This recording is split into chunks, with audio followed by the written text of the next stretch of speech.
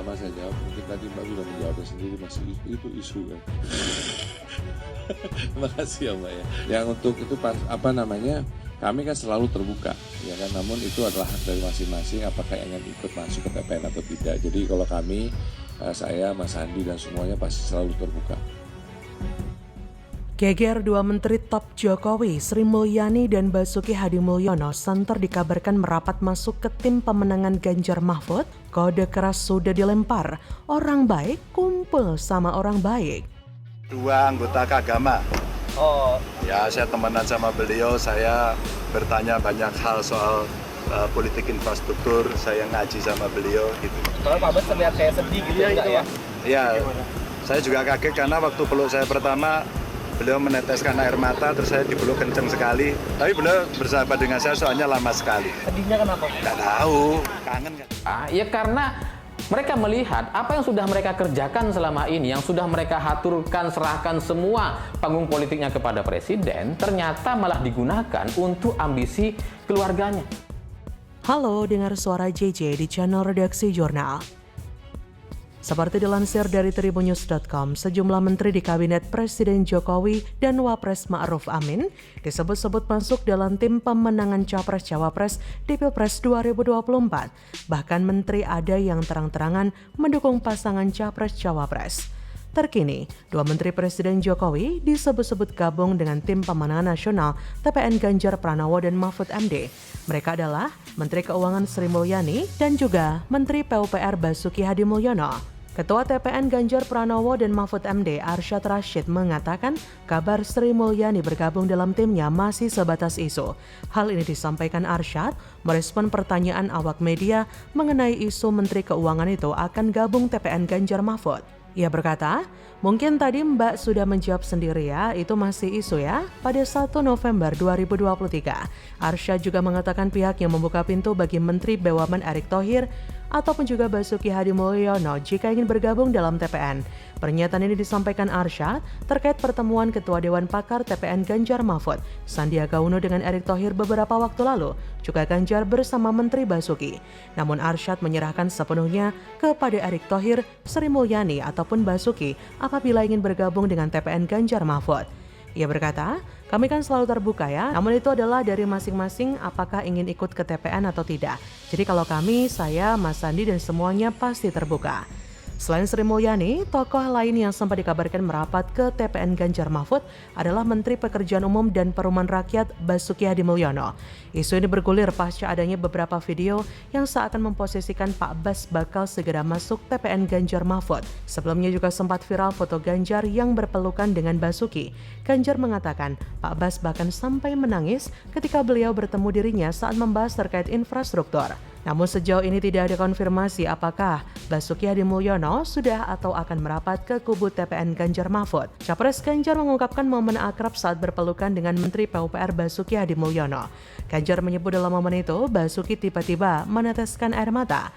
Kata Ganjar pada 30 Oktober, ya saya juga kaget ya karena waktu peluk saya pertama kali beliau meneteskan air mata terus saya dipeluk kencang sekali.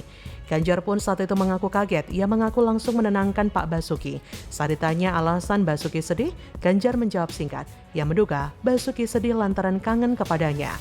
Ganjar berkata, tapi saya sebenarnya mas tenang saya ini mau konsultasi soal infrastruktur gitu ya. Tapi beliau bersahabat dengan saya soalnya lama sekali. Gak tahu mungkin dia kangen kali ya. Lantas apa yang Ganjar dan Basuki bicarakan dalam pertemuan itu? Kata Ganjar, obrolan antara dua anggota Kagama. Saya temenan sama beliau, saya bertanya banyak hal soal politik infrastruktur.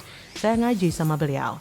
Sebelumnya, Ganjar membagikan momen keakrabannya dengan Menteri PUPR Basuki Hadimulyono. Keduanya bersalaman dan saling berpelukan.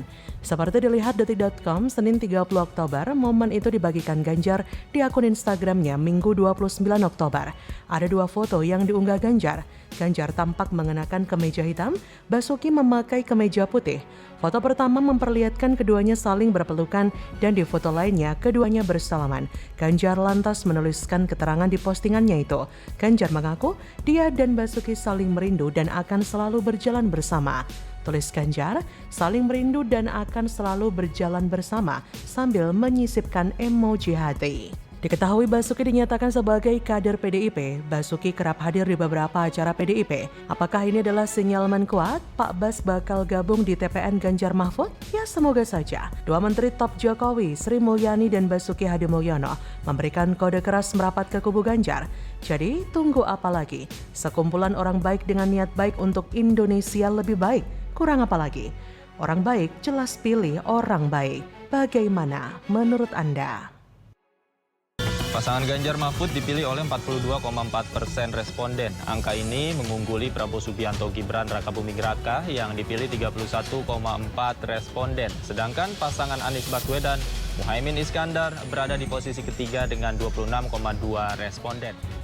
Saya kira pertama peta politik masih cukup dinamis, kompetitif. Mengapa kompetitif? Tadi sudah terlihat di data survei. Pertama, gap-nya. Anies kena sindiran telak.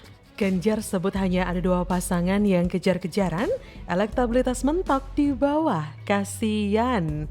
Atau pasangan Ganjar Mahfud yang tak gentar lawan siapapun. Jangan gentar ada Ganjar, tak perlu takut ada Mahfud. Halo, selamat datang di channel Redaksi Jurnal bersama JJ. Baca Pres PDIP Ganjar Pranowo memprediksi bakal ada dua pasangan Capres-Cawapres yang akan kejar-kejaran di Pilpres 2024. Pernyataan itu disampaikan Ganjar merespon sejumlah hasil survei terkait elektabilitas Capres yang dirilis hingga saat ini. Ganjar menyebut sejumlah hasil survei tersebut menjadi referensi bagi pihaknya. Selain hasil survei publik yang dirilis sejumlah lembaga, Ganjar mengaku pihaknya juga memiliki survei internal.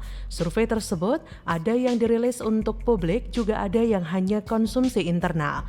Hasil survei-survei itu menurut Ganjar akan terus dikombinasikan untuk menjadi referensi. Ex-Gubernur Jateng itu mengaku juga telah memiliki peta kekuatan elektoral, baik dari partai ataupun individu. Namun terlepas dari itu, Ganjar mengaku senang setelah ia kini dipasangkan dengan Mahfud MD. Ia merasa memiliki energi baru untuk menang karena kesan Mahfud MD sebagai figur yang bersih. Ganjar meyakini sosok Mahfud akan menambah daya elektoral baginya. Sementara ditanya lebih lanjut soal dua pasangan yang dimaksud, Ganjar enggan mengungkapkan. Dia tetap meyakini semua pasangan tetap memiliki peluang yang sama untuk menang. Ganjar mengaku tak ingin meremehkan salah satu pasangan yang akan bertanding pada 2024 mendatang. Apalagi dia mengaku telah mengenal dua pesaingnya, yaitu Anies Baswedan ataupun Prabowo Subianto. Memang dalam sejumlah survei yang dilakukan lembaga survei, pasangan bakal Capres-Cawapres Prabowo Subianto dan Gibran unggul dari dua pasangan lain.